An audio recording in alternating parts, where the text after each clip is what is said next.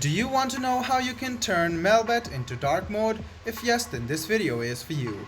Hello and welcome to TechTube. It's your host back again with yet another interesting tutorial video.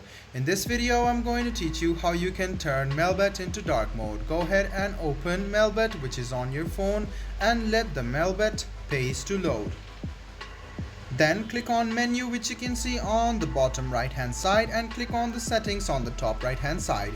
After that, scroll a bit down and click on background, which you see over here. After you click on background, you can see the options of light and dark.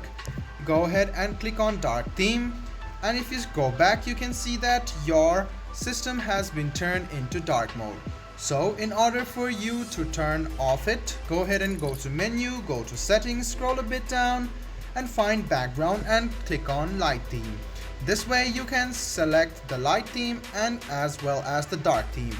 Under the setting option, you can see that you can also set hours for the dark and light theme. You can do that and you can enjoy the new interface.